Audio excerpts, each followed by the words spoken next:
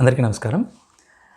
ఈ క్విజ్ కాంపిటీషన్లో భాగంగా నిన్నటి రోజు మనం కరోనా వైరస్ మీద 10 క్వశ్చన్లు అడగడం జరిగింది. దానికి స్పందించిన అందరికీ కృతజ్ఞతలు. ఇవాళ రెండో రోజు మనం ఈ క్విజ్ కాంపిటీషన్ని ముందుకు తీసుకెళ్ళబోతున్నాం ఈ వీడియో ద్వారా. ఈరోజు కాన్సెప్ట్ వచ్చేసి మనకు స్పోర్ట్స్ అండ్ గేమ్స్ మీద మనం ఈ వీడియోని చేయబోతున్నాం. సో ఇవాళ అడిగేటువంటి ఈ 10 క్వశ్చన్స్కి మీరు సేమ్ నిన్నట్లాగానే ఆన్సర్స్ పంపించండి. కరెక్ట్ ఆన్సర్స్ అన్ని రిజిస్టర్ చేసుకోవడం జరుగుతుంది. సో 10 రోజుల తర్వాత మొత్తం 100 క్వశ్చన్లకి ఎన్ని మార్కులు వచ్చాయో చూసుకొని హైయెస్ట్ స్కోరర్కి మనం గిఫ్ట్ ఇవ్వడం జరుగుతుంది. ఓకే, సో మరొకసారి చెప్తున్నాను, ఇది ఓన్లీ పిల్లలకి మాత్రమే కాదు, పెద్దవాళ్ళకు కూడా ఈ గేమ్ షో బాగా పనికి వస్తుంది. దట్ మీన్స్ ఈ క్విజ్ కాంపిటీషన్ బాగా పనికి వస్తుంది. సో కాబట్టి ఇది ఒక టైం పాస్ అనుకోండి, ఎందుకంటే ఇంట్లో బోర్గా లేకుండా అందరికీ ఒక 1 అవర్ 2 అవర్స్ పాటు మనం బిజీ అయిపోవచ్చు మన పనుల తర్వాత. సో మీ ఫ్రీ టైంలోనే ఆన్సర్స్ పంపించండి. నిన్నటి క్వశ్చన్స్ కూడా మీరు ఇవాళ వరకు కూడా ఆన్సర్ చేయడానికి అవకాశం ఉంటుంది. సో ఆల్రెడీ నేను మీకు నా వాట్సాప్ నెంబర్ చెప్పాను, మరి ఈ వీడియోలో లాస్ట్లో కూడా నా వాట్సాప్ నెంబర్ చెప్తాను. సో ముందుగా క్వశ్చన్స్ నోట్ చేసుకోండి. డే 2. సో నిన్న డే 1 కరోనా వైరస్ మీద క్వశ్చన్స్ అడగడం జరిగింది. ఇవాళ డే 2 స్పోర్ట్స్ అండ్ గేమ్స్ మీద మనం క్వశ్చన్స్ అడగబోతున్నాం. అందులో మొదటి question, name any 5 indoor games. Name any 5 indoor games. ఏవైనా 5 ఇండోర్ గేమ్స్ గురించి పంపించండి. Next second question, name any 5 outdoor games. ఏవైనా 5 అవుట్డోర్ గేమ్స్ గురించి పంపించండి. రెండో ఆన్సర్కి ఈ సమాధానం ఇవ్వండి. మూడో question, that means third question, cricketer Dhoni is from which state. Dhoni ఏ రాష్ట్రానికి సంబంధించిన వాడు? క్రికెట్ ఆడేటువంటి ధోని ఎవరైతే ఉన్నారో అతను మాజీ కెప్టెన్, అతను ఏ రాష్ట్రానికి సంబంధించిన వాడు? Next fourth question, what is the name of the cricket stadium in Chennai. చెన్నైలో ఉన్నటువంటి క్రికెట్ స్టేడియం పేరేంటి? Next fifth question, who is our present BCCI chairman. Present మన బీసీసీఐ చైర్మన్ ఎవరు? మరొకసారి చెప్తున్నాను, who is our present BCCI chairman. Present BCCI chairman ఎవరు? అతని పేరు చెప్తే చాలు. Next sixth question, what is the time period for kabaddi match. So kabaddi match ఆడే దాంట్లో టైం పీరియడ్ ఎంత ఉంది? సో మనం జనరల్ క్రికెట్లో అయితే 50-50 లేదా 20-20 ఉంటాయి కదా మ్యాచెస్ ఆడడానికి, ఓవర్స్లో ఉంటాయి. ఇక్కడ టైం పీరియడ్ ఉంటుంది. ఈ టైం పీరియడ్ లోపలే మనం మ్యాచ్ కంప్లీట్ చేయాలి. అలా కబడ్డీ మ్యాచ్ ఆడేటప్పుడు టైం పీరియడ్ ఎంత పెట్టుకొని ఆడతారు? So what is the time period for kabaddi match. Next seventh question, who won 2020 world cup in women's cricket. రీసెంట్గా కంప్లీట్ అయినటువంటి ఈ 2020 వరల్డ్ కప్ టోర్నమెంట్ ఏదైతే ఉందో అది ఏ దేశం గెలుచుకుంది? వరల్డ్ కప్ ఫైనల్ మ్యాచ్ గెలిచిన దేశం పేరేంటి? Who won 2020 world cup in women's cricket. అది కూడా గుర్తుపెట్టుకోండి, ఆడవాళ్ళు ఆడినటువంటి క్రికెట్, మగవాళ్ళది కాదు. Next eighth question, how many soldiers are there in a chess board. So మనం ఆడేటువంటి చెస్లో మొత్తం సోల్జర్స్ ఎంతమంది ఉంటారు? మరి క్వశ్చన్ గుర్తుపెట్టుకొని లాజికల్గా ఉంది. టోటల్ సోల్జర్స్ ఎంతమంది ఉంటారు? ఓన్లీ సోల్జర్స్ మాత్రమే. How many soldiers are there in a chess board.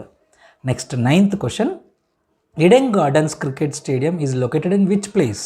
So Eden Gardens అనేటువంటి క్రికెట్ స్టేడియం ఏ ప్లేస్లో ఉంది? Next 10th question, next Olympics are going to held in which country.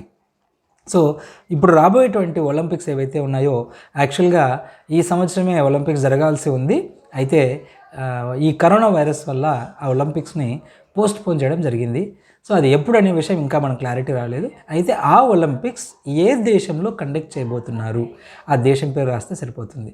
So మరి చెప్తున్నాను, ఈ క్వశ్చన్స్ అన్నీ కూడా మీరు నా వీడియో ద్వారా రికార్డ్ చేసుకొని ఆ క్వశ్చన్స్కి నంబర్ వేసి ఆన్సర్ పంపించండి. కరెక్ట్గా అన్నీ ఒకేసారి, అంటే మీరు ఒక పేపర్ పైన ఆన్సర్స్ రాసి దాన్ని పిక్ తీసి డైరెక్ట్గా వాట్సాప్లో పెట్టచ్చు, లేదా వాట్సాప్లోనే డైరెక్ట్గా అన్ని క్వశ్చన్ నెంబర్స్ రాసుకొని ఒక్కొక్క ఆన్సర్కి ఎంటర్కి కొట్టకుండా అన్ని ఆన్సర్స్ని ఒక పేపర్ పైన రాసి దాన్ని ఫోటో తీసి పంపించినా పర్లేదు.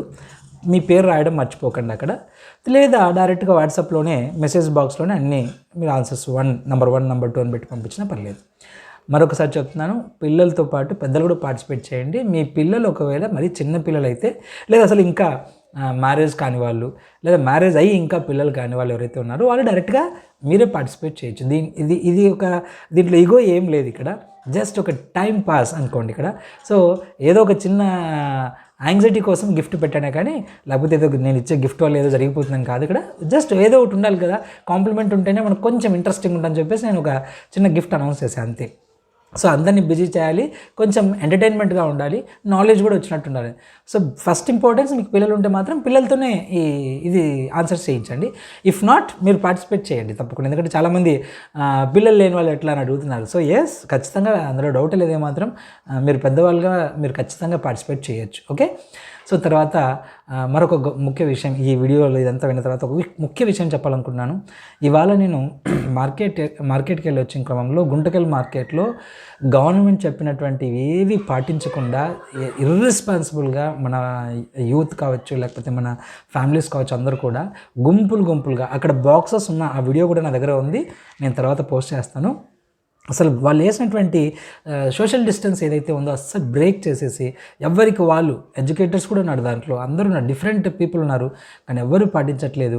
సో ఇది ఎవరి కోసం? సో పోలీస్ ఎంత మాత్రం కంట్రోల్ చేయగలుగుతుంది? వాళ్ళైనా ఏం చేస్తారు పాపం? డాక్టర్స్ ఏం చేయగలుగుతారు? వాళ్ళైనా ఎంతమందికి ట్రీట్మెంట్ చేస్తారు? అండ్ గవర్నమెంట్ మాత్రం ఏం చేస్తుంది? సో గవర్నమెంట్ అంటే మనమే కదా, పార్ట్ ఆఫ్ గవర్నమెంట్ మనమందరూ కూడా. సో దయచేసి మనం కంట్రోల్ చేసుకోకపోతే గవర్నమెంట్ని మనం బ్లేమ్ చేసి ఏ లాభం లేదు. మోడీ గారు కావచ్చు, లేకపోతే ఇంకా అందరూ అన్ని రాష్ట్రాల చీఫ్ మినిస్టర్స్ కావచ్చు, వాళ్ళు ఎంతో అలర్ట్ చేస్తున్నారు. ఎక్కువ చెప్తే ప్యానిక్ అవుతామని వాళ్ళు చెప్పట్లేదు, కానీ చాలా సివియర్గా ఉంది విషయం, మనం గమనించుకోవాలి. ఎంత సివియరో నేను చెప్తే అది మళ్ళీ నేనేదో ప్యానిక్ చేసినట్టు అవుతుంది, కాబట్టి మీరు ఎందుకు చెప్పారు అట్లా అని చెప్పేసి నాన్ని బ్లేమ్ చేసే అవకాశం ఉంది. కానీ నేను చెప్పను, కానీ జరగబోయేటువంటి రోజుల్లో నేను ఇప్పుడు చెప్తున్న మాట మీకు అర్థమవుతుంది. జస్ట్ వెయిట్ అండ్ సీ, నేను ఏమి చెప్పను. So wait and see for that time. మీరు ఈ ఏప్రిల్ 14 తర్వాత ఏం జరగబోతుందో కూడా, అంటే గవర్నమెంట్ ఎలాంటి స్టెప్స్ వేయబోతుందో కూడా మీకు తెలుస్తుంది ఆటోమేటిక్గా, మనం ఇంత ఇర్రెస్పాన్సిబుల్గా ఉంటే. So being a citizen of this country, we should be a responsible person. మనం ఒక రెస్పాన్సిబుల్ పర్సన్లా ఉండాలి. అదర్వైజ్ మనం ఖచ్చితంగా చాలా నష్టం చేకూర్చిన వాళ్ళం అవుతాం ఈ దేశానికి, మన కుటుంబాలకి, మన చుట్టుపక్కల వాళ్ళందరికీ కూడా. అందుకే దయచేసి మీరు అందరూ రెస్పాన్సిబుల్ సిటిజన్గా ఎవరి ఇనిషియేషన్ వాళ్ళు తీసుకోండి. And I request all the lecturers and teachers, especially నా కొలీగ్స్గా నేను మీకు చెప్పే రిక్వెస్ట్ ఏమంటే, ఎవరికి వాళ్ళు మనం ఖచ్చితంగా ఓ ప్రయత్నం చేస్తే ష్యూర్గా మనం ఈ యొక్క సోషల్ డిస్టెన్స్ని మెయింటైన్ చేయడానికి కావాల్సినటువంటి అలర్ట్ మెసేజ్ని మనం ఇవ్వగలుగుతాం. నేనేం చెప్తున్నానంటే, మనం బాధ్యతగా, డాక్టర్స్ ఆల్రెడీ వాళ్ళు చేసే పని వాళ్ళు చేస్తూ ఉన్నారు, పోలీస్ వాళ్ళు చేసే పని వాళ్ళు చేస్తున్నారు, గవర్నమెంట్ సర్వెంట్స్ వాళ్ళు చేసే పని వాళ్ళు చేస్తున్నారు. సో హాలిడేస్ వచ్చాయి కాబట్టి మనం టీచర్స్, లెక్చరర్స్ అందరూ ఇళ్లలో ఉన్నాం. మనం త్రూ వీడియోస్ ద్వారా దయచేసి మీకున్న వాక్చాతుర్యంతో మీరు వీడియోస్ చేసి మీ లెవెల్లో మీరు కొంతమందిని ఖచ్చితంగా మొబిలైజ్ చేయొచ్చు. All the lecturers and teachers నేను రిక్వెస్ట్ చేస్తున్నాను, ప్లీజ్ డూ వీడియోస్. మీ చేతన ఇంకా ఒక 5 minutes వీడియో కానీ 2 minutes వీడియో కానీ చేసి దయచేసి మీ లెవెల్లో మీరు కొంతమందిని రియలైజ్ చేయమని చెప్తున్నాను. సోషల్ డిస్టెన్స్ పాటించకపోతే చాలా నష్టం మనం చేకూర్చిన వాళ్ళు అవుతాము. నాకున్న ఇన్ఫర్మేషన్ మేరకు చెప్పేది ఏంటంటే, భారతదేశం మొత్తం అంతా కలిపితే 50,000 వెంటిలేటర్లు మాత్రమే ఉన్నాయి. సో ఆ ఏప్రిల్ నాటికి మన వాళ్ళు చెప్తున్న విషయం ప్రకారంగా చూస్తే 10 లక్షల వెంటిలేటర్లు అవసరమయ్యే అవసరం పడవచ్చు అంటున్నారు. సో ఒకసారి ఆలోచించండి, 50,000 వెంటిలేటర్స్ ఎక్కడ, 10 లక్షల వెంటిలేటర్స్ ఎక్కడ, మనం ఒక్కసారి గమనించాలి ఈ విషయాన్ని. కాబట్టి అన్ని వెంటిలేటర్స్ మన దగ్గర అవైలబిలిటీ లేనప్పుడు డాక్టర్స్ మాత్రం ఏం చేస్తారు? అండ్ ఇప్పుడు ట్రీట్మెంట్ చేస్తున్న డాక్టర్లు కూడా ఇటలీలో కావచ్చు, అమెరికాలో కావచ్చు, డాక్టర్లే పేషెంట్లు అయిపోతున్నారు. ఆ పరిస్థితి మన దేశానికి వస్తే మనం ఎంత ప్రాబ్లం అవుతామో ఒకసారి ఆలోచించుకోండి. సో ఆల్రెడీ మనకు మన జనాభాకు తగ్గట్టుగా డాక్టర్స్ లేరు. అలాంటప్పుడు మనం డాక్టర్స్ని కూడా పేషెంట్స్గా మార్చుకుంటే ఇంకా మనం ట్రీట్మెంట్ చేసే వాళ్ళు ఉంటారు. నీ దగ్గర ఎంత డబ్బు ఉంటే మాత్రం ఏం లాభం? సో నీకు కావాల్సిన ఎక్విప్మెంటే లేనప్పుడు నీ డబ్బు ఏం చేస్తుంది? సో ఇక్కడ ధనికుడు పేదోడు అనేవాడు మ్యాటరే లేదు. ఇక్కడ కరోనా వైరస్ విషయంలో అందరూ పోవాల్సిన పరిస్థితి వస్తుంది. అందుకే సోషల్ డిస్టెన్స్ మెయింటైన్ చేద్దాం. అవసరం మేరకు బయటకు వెళ్ళి ఇమ్మీడియట్గా ఒక 1/2 hour 1 hourలో పని పూర్తి చేసుకుందాం. దయచేసి టీ తాగడానికి కూడా టీ స్టాల్ దగ్గర చాలామంది కూడా అక్కడ గుమిరి కొడుతున్నారు. అవే గ్లాసులనే పట్టుకొని తాగేస్తున్నాం. సో దయచేసి ఒక రెస్పాన్సిబుల్ పర్సన్గా ఫీల్ అవ్వండి. ఇది నా రిక్వెస్ట్ వరకు మాత్రం. I'm not demanding you respect. ఎందుకంటే మనం అనుకుంటున్నాం మనం చెప్పేది ఏముంది లేదు సార్, వాళ్ళకి తెలియదు అంటున్నాం. నో, చెప్పాలి. కొంతమందికి కొన్ని విషయాలు చెప్తేనే తెలుస్తాయి, కొంతమంది తెలియవు. సో నేనేం చెప్తున్నానంటే నేను కొంతమందిని మొబిలైజ్ చేయగలుగుతాను, అలాగే సార్ మీరు కూడా కొంతమంది మొబిలైజ్ చేయగలుగుతారు. కాబట్టి దయచేసి లెక్చరర్స్ టీచర్స్ అందరికీ కూడా డాక్టర్స్ పోలీస్ వాళ్ళ డ్యూటీ వాళ్ళు చేస్తున్నారు. సో మనము being a responsible person, especially మనమే ఎక్కువ రెస్పాన్సిబిలిటీ ఫీల్ అయ్యేది ఈ సమాజంలో ఎవరు టీచర్స్ అండ్ లెక్చరర్స్. కాబట్టి నేను రిక్వెస్ట్ చేస్తాను సర్స్ అందరికి కూడా, మీరందరూ కూడా మేడమ్స్ కూడా అందరికీ రిక్వెస్ట్ చేస్తున్నాను, దయచేసి మీ లెవెల్లో కొంతమందిని మొబిలైజ్ చేయొచ్చు. మీ ఫ్రీ టైంలో ఒక 2 నిమిషాల వీడియో అయినా సరే చేసి వాళ్ళకి కావాల్సిన సోషల్ డిస్టెన్స్ మీద అవగాహన కల్పించండి. అదర్వైజ్ ఏప్రిల్లో జరగబోయే పరిణామాలు, మేలో జరగబోయే పరిణామాలు చాలా ఆషామాషగా ఉండబోవు. పానిక్ అవ్వద్దండి, పానిక్ చేయొద్దండి కూడా. జాగ్రత్తలు చెప్పే బాధ్యత మన మీద ఉంది. గవర్నమెంట్కి సపోర్ట్గా ఉండాల్సిన బాధ్యత కూడా మన మీద ఉంది. So thank you guys. ఏ పొరపాటు కూడా నేను మాట్లాడదని కోరుకుంటున్నాను. ఏదైనా అనిపిస్తే కూడా దయచేసి క్షమించండి. Okay, thank you.